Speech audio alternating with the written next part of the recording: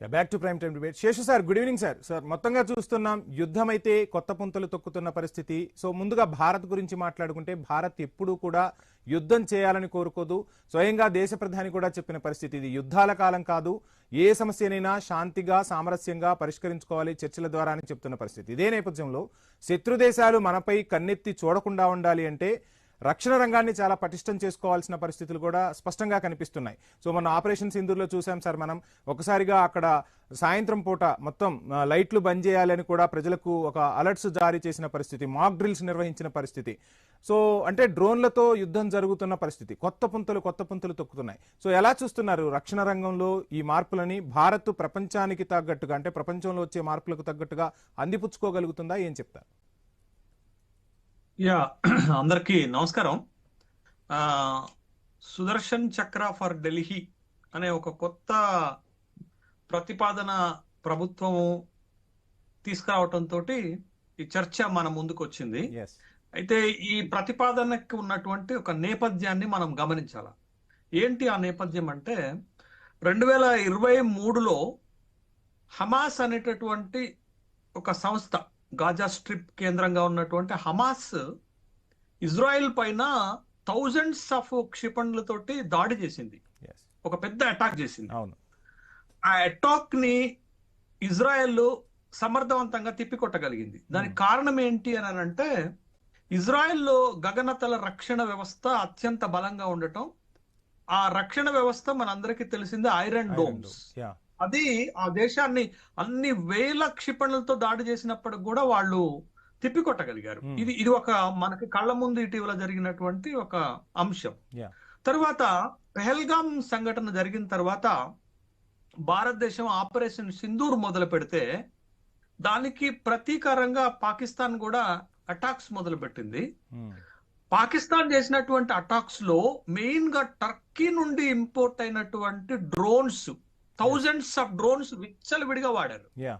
ఆ డ్రోన్స్ ఎంత చికాకు పరిచాయో అనేటటువంటి అంశము ఆ సందర్భంలో ఇందాక వివిరావు గారు చెప్పినట్టుగా స్క్వాడ్ అంటే ఒక్కసారిగా వేల డ్రోన్లు కుమరించారు. అవునవును, వేల డ్రోన్స్ మన మీదకి విచ్చలవిడిగా వదిలిపెట్టారు వాళ్ళు. అదొక సంఘటన మనకు కనపడింది. తర్వాత ఇటీవల మీకు ఢిల్లీలో ఒక పెద్ద విస్ఫోటనం జరిగింది. అది ఉగ్రవాదులు చేసినటువంటి విస్ఫోటనం. దరిదాపు ఒక 9 మంది చనిపోయారు. చనిపోయిన తర్వాత మనం ఎమ్మటే ఏం చేశామంటే అలర్ట్ చేశాము దేశ రక్షణ వ్యవస్థని. అదేవిధంగా అయోధ్య లాంటి ఒక కీలకమైనటువంటి స్థావరంలో భద్రత పెంచాం. ఇది స్ట్రాటజిక్ ప్లేసెస్ అన్నట్టు. ఇది మధ్య జరిగినటువంటి పరిణామాలు. అయితే ఈ పరిణామాలన్నిటినీ ఎదుర్కోవాలి అని అంటే భారతదేశ రక్షణ వ్యవస్థ కూడా బలోపేతం అవ్వాలి, అప్డేట్ అవ్వాలనేటటువంటి ఒక అభిప్రాయానికి వచ్చాము. దాంట్లో భాగంగానే 79,000 కోట్ల రూపాయలు ఖర్చు పెట్టి ఆయుధాలు కొనటానికి రక్షణ శాఖ డిఎస్సి, డిఫెన్స్ అక్విజిషన్ కౌన్సిల్ అనుమతి ఇచ్చింది. ఈ 79,000 కోట్ల రూపాయల ఎక్స్పెండిచర్ లో 5,181 కోట్ల రూపాయలతోటి ఈ గగనతల రక్షణ వ్యవస్థ, అంటే ఇప్పుడు మనం మాట్లాడుకుంటున్నటువంటి సుదర్శన చక్ర ఫర్ ఢిల్లీ అనేటటువంటి ఒక కాన్సెప్ట్ ను కూడా డిఆర్డిఓకి అప్పచెప్పారు.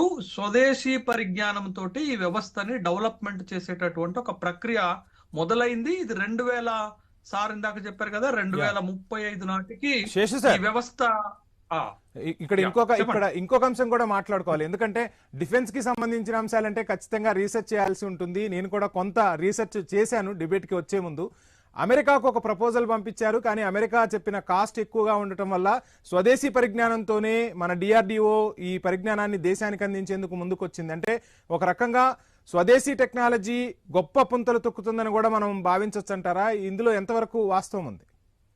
ఒకనాడు రక్షణ పరికరాలన్నీ కూడా విదేశాల నుంచి దిగుమతి చేసుకుంటున్నటువంటి భారతదేశము ఇవాళ రక్షణ పరికరాల ఉత్పత్తిలో సెల్ఫ్ సఫిషియన్సీని సాధించటము, సెల్ఫ్ రిలయన్స్ ని సాధించటం ఒక ఆహ్వానించదగిన పరిణామం. అయితే మీరు స్పేస్ లో ఎంత అడ్వాన్స్మెంట్ గా అమెరికాకి రష్యాకి ధీటుగా వెళుతున్నామో అదే విధంగా రక్షణ వ్యవస్థలో కూడా మనం డిఆర్డిఓ లాంటి ఒక రీసెర్చ్ ఇన్స్టిట్యూట్స్ ద్వారా ముందుకు వెళ్తున్నాం అనేటటువంటి విషయం.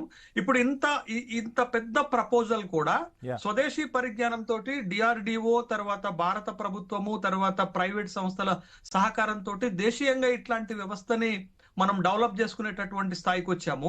ఇది కనుక సక్సెస్ అయ్యి మనం దీంట్లో ఇజ్రాయెల్ కి కంటే మెరుగైనటువంటి ఒక గగనతల రక్షణ వ్యవస్థను కనుక ఏర్పాటు చేసుకోగలిగితే ఇది మన దేశ రక్షణకి ఒక కలికితురాయిగా మిగిలిపోతుంది అనేటటువంటి విషయం మనకి అర్థమవుతుంది. కాబట్టి ఇప్పుడు అదే శేషు సార్ మాట్లాడదాం.